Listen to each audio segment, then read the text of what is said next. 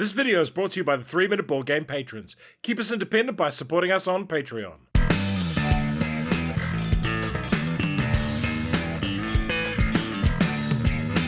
Kia ora koutou and welcome to Dungeons, Dice and Danger in about 3 minutes. Review copy used. It has a solo mode. It's a game for 1 to 4 players. Playing time is medium, and it's a pretty simple game. Grab your pencils and paper and roll some dice. It's time for you to go marking off tick boxes in a dungeon. The game ends once each monster in the dungeon is defeated, but each monster can be defeated by a different player in the game. The winner is the player with the most points, mostly gained by collecting gemstones. Roll and write. First you roll dice, then you write things on your game sheet. Player turn. Each player grabs a matching adventure sheet from the stack. There are 4 different options to choose from in different levels of complexity. We choose the Clumsy Cultist sheet, which is the second least complex of the 4 sheets. Select one player to be the starting player. For the first turn, they are also considered the active player. Roll these 5 dice. Every player can match up the dice into pairs and record the results. So for this roll, you could choose for your pairs to be a 3 or an 8, or a 7 and a 4. The active player has the option of using the black die in the place of a white die. So here they could have 7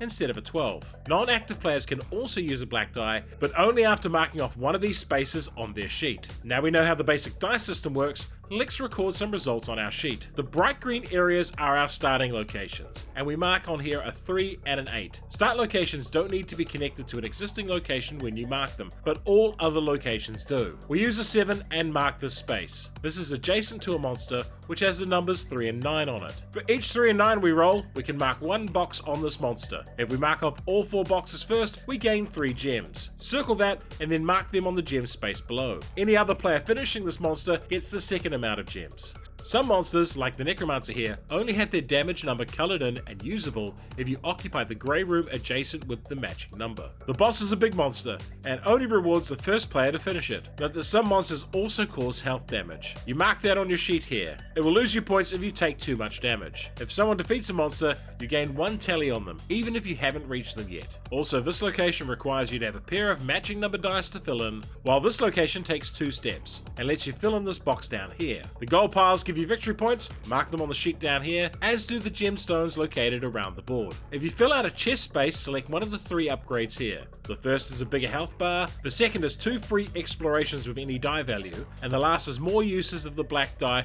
when you are not the active player. And if you are ever in a position when you can take no valid dice action, you lose a health. Why would you like this game? Dungeons, Dice and Danger is very much a by the numbers roll and write game. It gives you the dice, pencils, and tells you to mark stuff off a sheet. And that's probably the strength of the game. All you need is a die, the pencil and sheets. You don't need any other cards, randomizers, or special components. Each round decision point is straightforward as well. Assign 2 dice, but you do need to keep a wider plan in mind about how you explore and keep your options open. The 4 maps each have their own character, and I'm sure every group will develop a favorite. As a pure roll and write, it's low confrontation, so suitable for any group wanting a low-key activity for an evening. The best thing about this game is you get punished for not being able to take actions.